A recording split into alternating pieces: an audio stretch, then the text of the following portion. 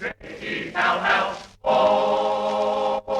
The Jell-O program brought to you by Jell-O and Jell-O Pudding, starring Jack Benny, with Mary Livingston, Phil Harris, Dennis Day, Rochester, and yours truly, Don Wilson. The orchestra opens the program with Free for All.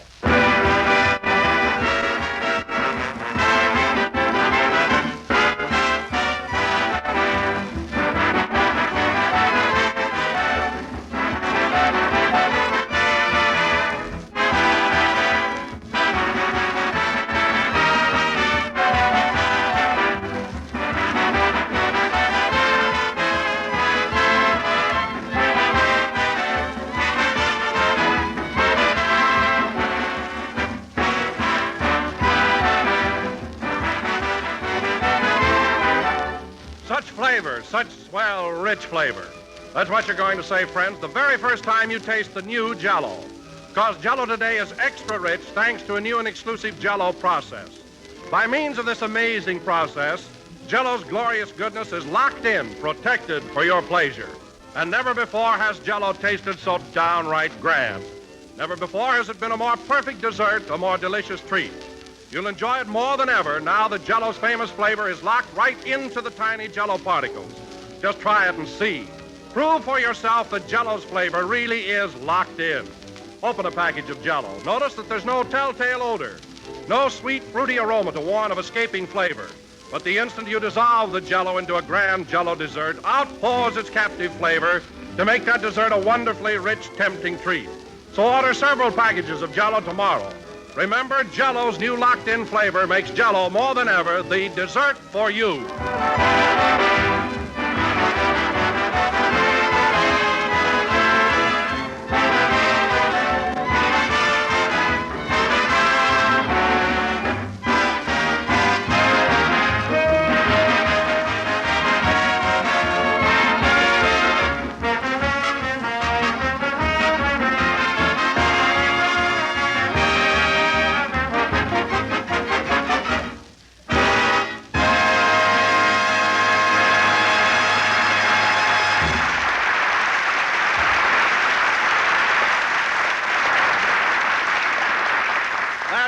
Free for All, played by the orchestra.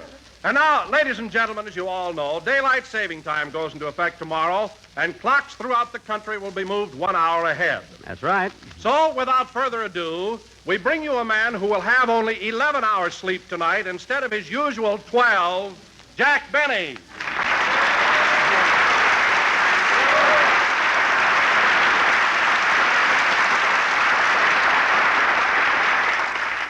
Thank you. Hello again. This is Jack Benny talking. And, Don, I don't know where you got the impression that I sleep 12 hours a night. I'm up bright and early in the morning, the same as everybody else. Yes, Jack, but look at the time you go to bed. By 9 o'clock every night, you're in dreamland. And not on Wednesday nights. They don't raffle off the Plymouth at the Oriental until 9:30. By the time I get through arguing with the manager, it's usually 2 in the morning. Well, what's the idea of arguing with the manager? Listen, Don, I've been going to that theater for years now. It's about time I won a slab of bacon or something. Anything. Huh? You mean as often as you've gone there, you've never won a prize? Well, my number was called on 2 different occasions, but, forget it. No, Jack. No, Jack. What happened? Well, you see, Don, when they call your number, you have to get up to the stage within 60 seconds. Uh-huh. Well, the first time I didn't get there fast enough, and the second time I was disqualified for wearing roller skates.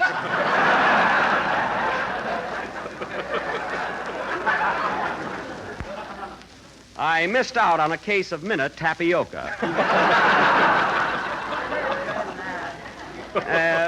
Anyway, Don, getting back to your introduction, you'll have to admit that it was hardly fair. Oh, come now, Jack. Just because you get to bed late on Wednesday nights, that doesn't make you a night owl. Well, it's not only Wednesday, big boy.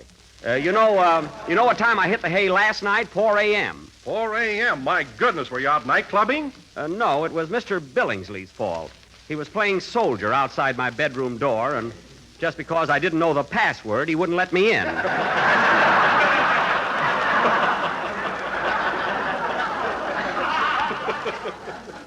I'll know it tonight, believe me. What is the password, Jack? Well, it's not exactly a word, Don. I just have to go...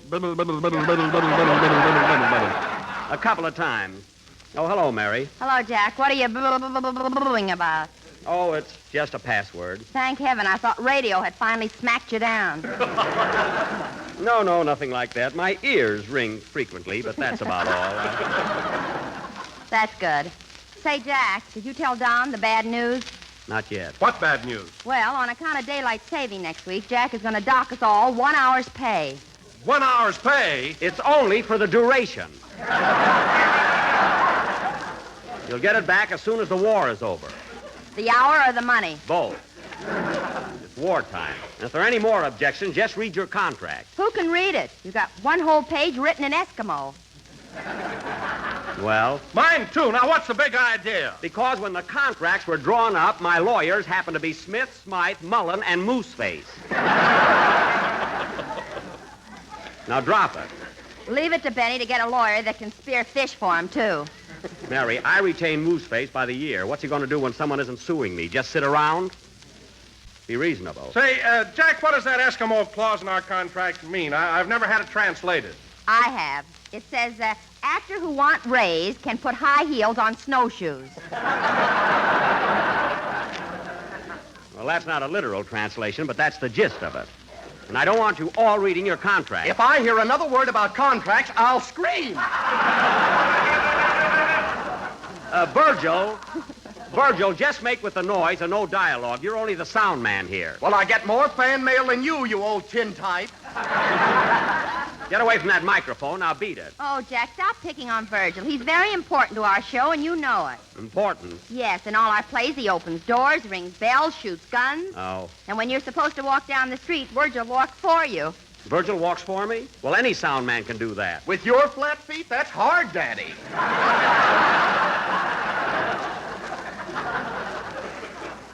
Virgil, I told you to get away from that mic. I never saw a guy with such Hey, Jack, here comes night school Joe. Oh, yes, our French student. Hello, Phil. Bonsoir, folks. Bonsoir. Hello, Jacques.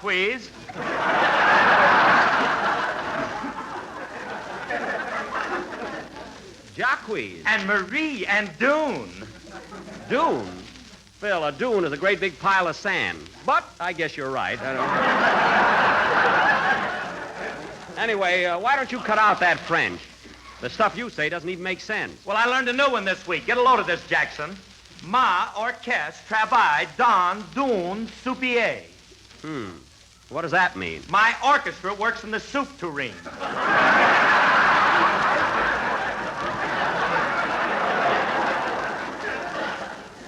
Your orchestra works in the soup tureen? Yeah, that's as close as I could get to Biltmore Bowl. Oh, well, Phil, don't you think that before taking up a foreign language, you ought to learn how to speak English? And what's wrong with my English, may I ask? You're kidding, of course.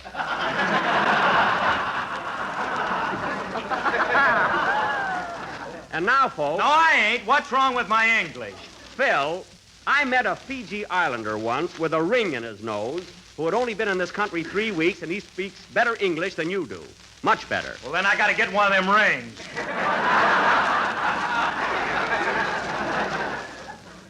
It won't help you, believe me.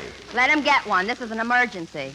Mary, if Phil ever puts a ring in his nose, Alice will snap a leash on it, sure as anything.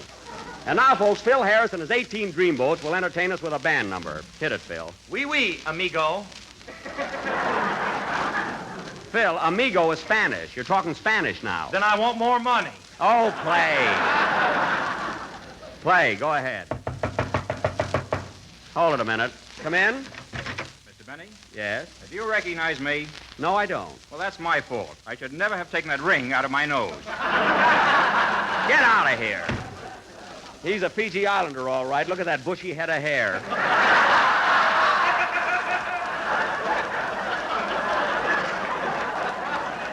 Play, amigo.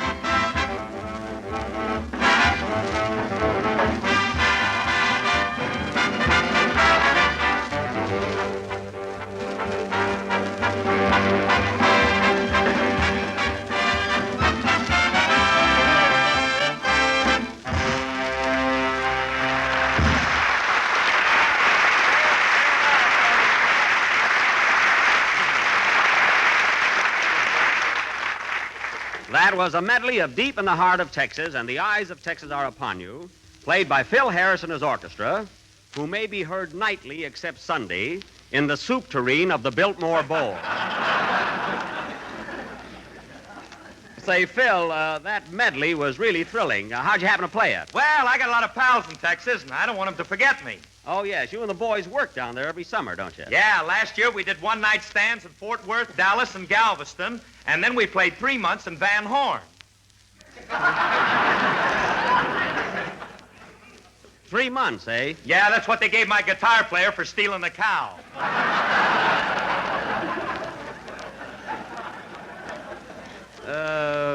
Stealing a cow? Well, he didn't exactly steal it. He tried to elope with it. You know how frank he is when he drinks.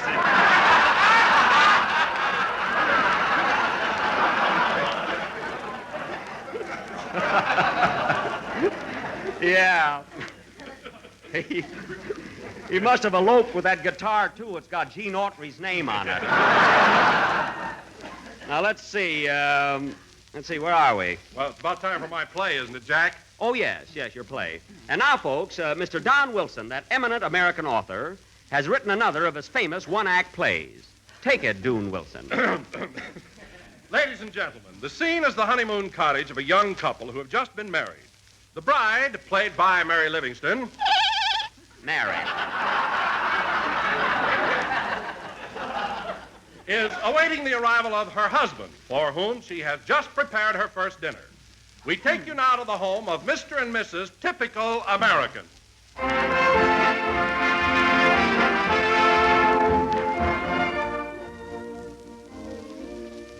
Oh, dear, it's 7 o'clock and my husband isn't home yet. Ah, here he comes now. Hello, sweetheart. Hello. Did you have a busy day at the office, Typical?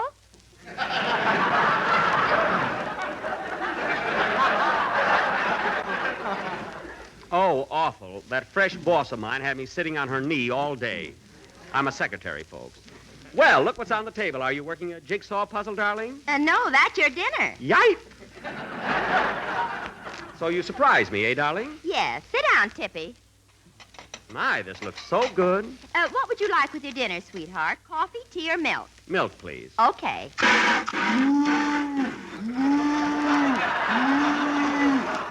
Virgil, the cow is milked already.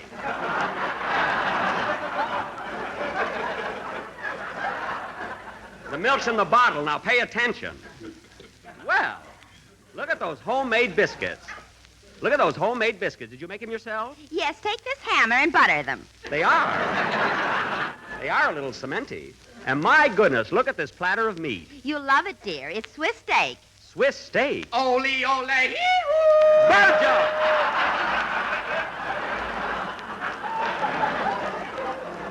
Virgil, what's the matter with you? You're spoiling the illusion. Now sit down and take that alpine hat off your head. The cheese, too? Yes. The whole darn outfit. Now let us alone so we can eat. 30 minutes later. Calling all cars, calling all cars. Go to the home of Typical American. He has a beautiful wife and a cute indigestion.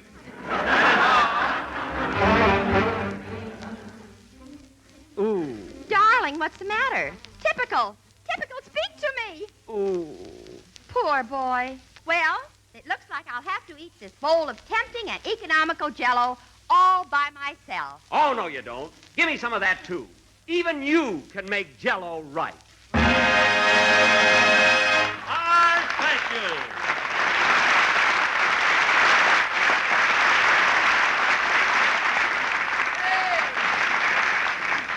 Don, that was really marvelous. How did you ever think of such a clever commercial? Well, I was sleeping on my back last night and I dreamt it. Well, tummy down tonight, please. Not that I didn't like it, Don, but, well, I thought you were lost, Dennis. Where were you, kid? I'm not a kid anymore. I just fell in a manhole.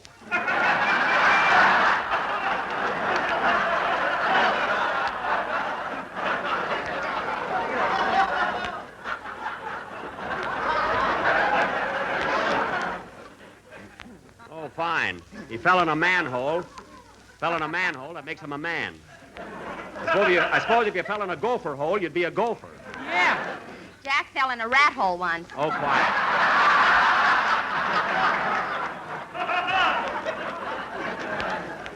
Anyway, I'm glad you got here, Dennis. And now, ladies and gentlemen. Oh, say, Mr. Benny, have I got a surprise for you? Have I got a surprise? Later, kid. For our feature attraction, this. What do you mean, surprise? Here, read this. I cut it out of a radio column. Let's see it. Yes. Well, I'll be darned. Get a load of this, fellas. It is reported officially from New York that starting March 8th, Fred Allen will switch the time of his broadcast from Wednesday to Sunday night. Imagine. Well, I knew that. He's replacing the Sunday evening symphony hour. Allen's replacing the symphony hour? Well, they better tell everybody in advance, or when they hear Allen's voice, they'll think it's an old bassoon left over. Anyway, if Allen goes on the air Sundays, I'm going off. I can make a darn good living out of pictures. Oh, how many postcards of your house do you sell a week? Plenty, sister. Anyway, I don't want Allen on the air the same day as I am. But, Jack, there are a lot of comedians besides you on Sunday night. One more won't hurt. A lot of comedians. Name one. Edgar Bergen and Charlie McCarthy. That's two. Name one.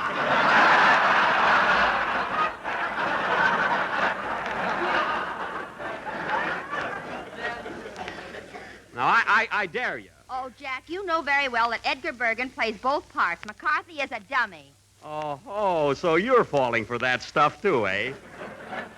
I happen to know that Charlie McCarthy is just as much flesh and blood as I am. On flesh, I won't argue. No argument on blood, either. I got plenty in my veins. Mr. Benny is right. I gave him a transfusion yesterday.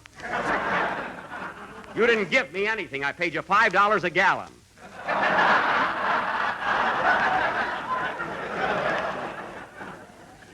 Now be quiet. Gee, I'm so weak I can hardly stand up.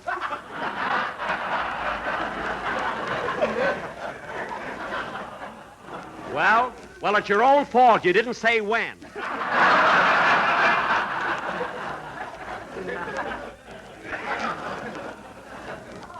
Anyway,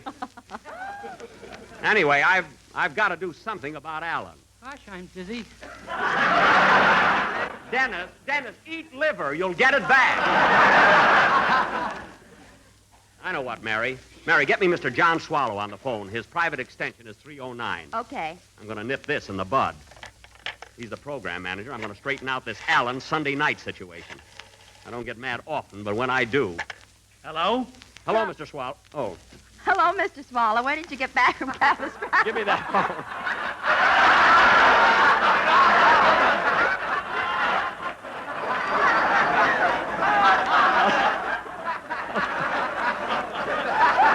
Give me that phone.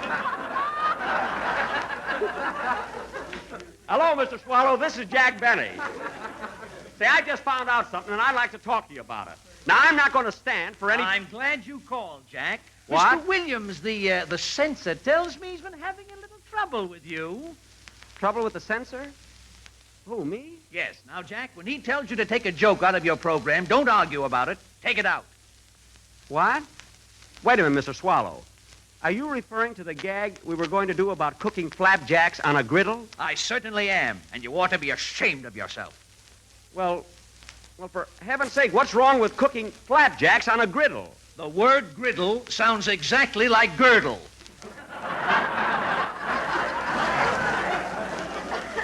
Sounds exactly... Mr. Swallow, I defy you, Mr. Williams, or Oscar of the Waldorf, to cook flapjacks on a girdle. It can't be done. That's not the point. The line is still double entendre. And don't pull that Phil Harris stuff. I like that griddle gag very much. Well, it's definitely out. All right. Goodbye. Goodbye. Harmless little gag about hotcakes, and I can't even do it. Well, come on, Dennis, sing your song. Well, what'd you do about Fred Allen? Who? Oh, my goodness, I forgot all about him. I'll take it up later. Well, come on, Dennis, let's have a song. Okay. Get so burned up lately, I must be getting high blood pressure. With my blood yet. Oh, quiet, sing. There must be some way of fixing that Sunday night thing.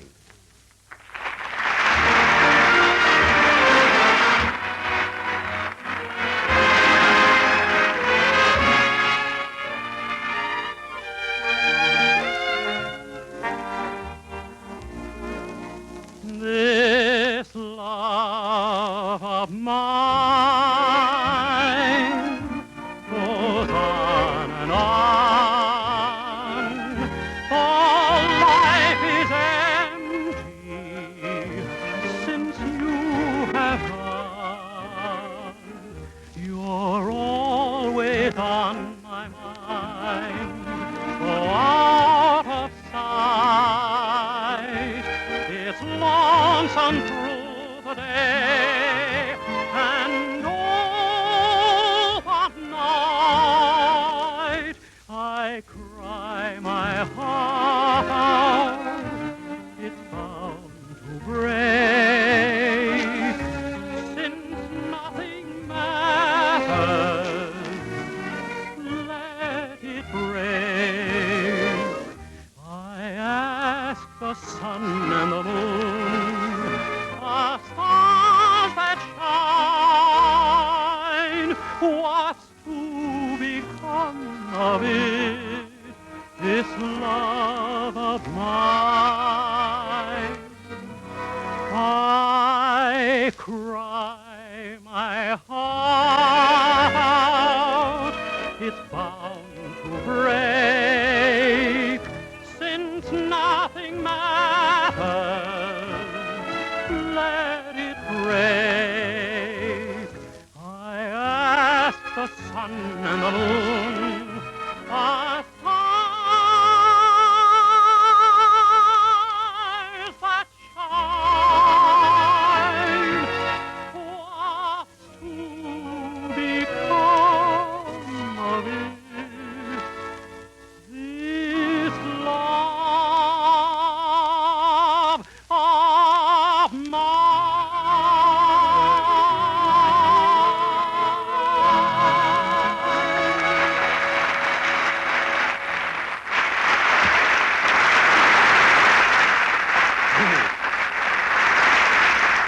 That was This Love of Mine, sung by Dennis Day. And very good, Dennis. Sure, and it was wonderful, Bigorra.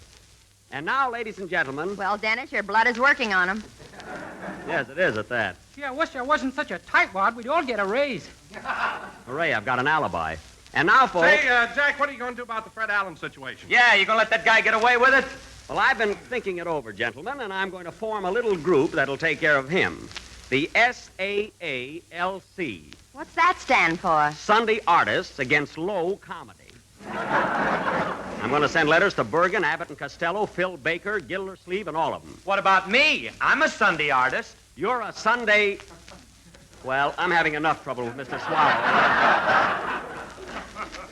But I'll have my lawyer send you a letter anyhow. It only costs $10 to join. That Eskimo isn't getting any $10 out of me, Sugarfoot. Who asked you? Now, get this straight, Virgil. You're not a comedian. You're a sound man, and not a very good one at that. I don't know why I don't yank that wig right off your head.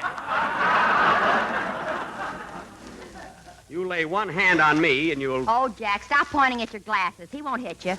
Never mind. I got more important things to do than argue with this guy.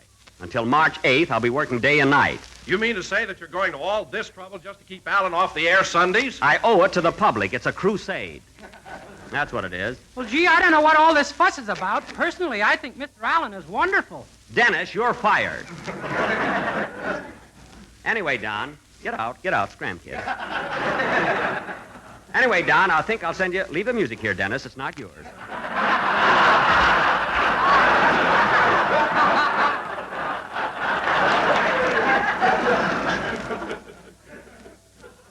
Anyway, Don, get back in the manhole cover. I think I'll send you an application blank too. And then if we all stick together, I'll take it. Hello? Hello, Mr. Benny. This is Rochester. What do you want? Boss, I always thought that boarder of ours was cuckoo, and now I know it. Mr. Billingsley, what's the trouble now? He's playing soldier again. This morning, he locked me in my room for 3 hours. Well, why didn't you give him the password? It's... That was yesterday. Today is...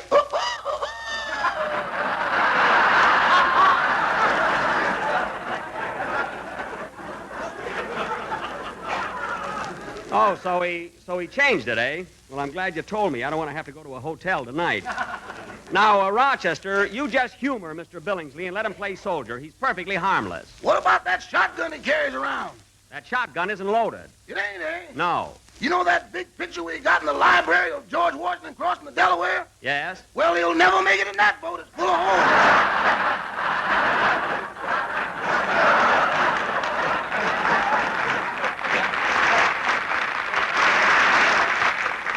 Oh, my goodness. Well, I'll tell you one thing, Rochester. He's going to pay for that painting. He paid for it already. Good. You ought to see his new $5 bills. He's got my picture on them. Oh, for heaven's sake. And you know what else, boss? What? You're Secretary of the Treasury. Oh, well, he's just having fun. He prints them on Kleenex. He can't be a counterfeiter. Well, Rochester, I'll be home pretty soon, so don't worry. Goodbye. Goodbye. Oh, say, Rochester, where's Mr. Billingsley now? He's out in the garage squeezing orange juice. Squeezing orange juice in the garage? Yeah, he nails an orange on the wall and then backs the Maxwell into it.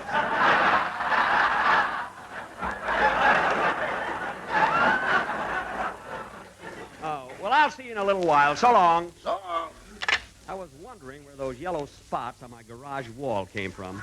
I thought there was something wrong with my eyes. Play, Phil. If you have a family that loves rich, tempting desserts, then don't wait another day to serve this one. It's a delightful Jell-O treat called Imperial Peach Mold, a grand-looking, good-looking dessert that's not only delicious, but easy to make. Here's all there is to it. Simply dissolve 1 package of orange Jell-O in a pint of hot water and peach juice and chill until slightly thickened. Next, fold in 1 cup of canned sliced peaches drained. Or, if you wish, use 1 box of quick frozen sliced peaches, freshly thawed. Then mold and chill until firm. And there's a really special treat, a rich, shimmering combination of juicy sliced peaches and sunny orange Jell-O. So get a can of sliced peaches or a box of quick frozen sliced peaches from your grocer tomorrow and treat yourself to this swell dessert.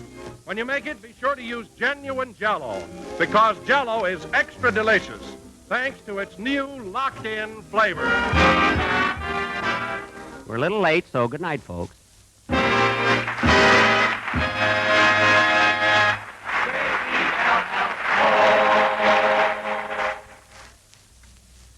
Remember this name, folks. Jell-O Butterscotch Pudding. It's the name of one of America's most popular desserts. The name of a grand pudding that's sure to become one of your special favorites. Jell-O Butterscotch Pudding is marvelously smooth and luscious with a swell homemade goodness. And it's full of golden butterscotch flavor. So tomorrow, when you order Jell-O, get Jell-O puddings in all 3 flavors: chocolate, vanilla, and butterscotch. Jell-O puddings are just like Grandma's, only more so. This program came to you from Hollywood. This is the National Broadcasting Company. KFI, Los Angeles. You've been listening to the OTR Gold Network. Find more classic radio at otrgold.com.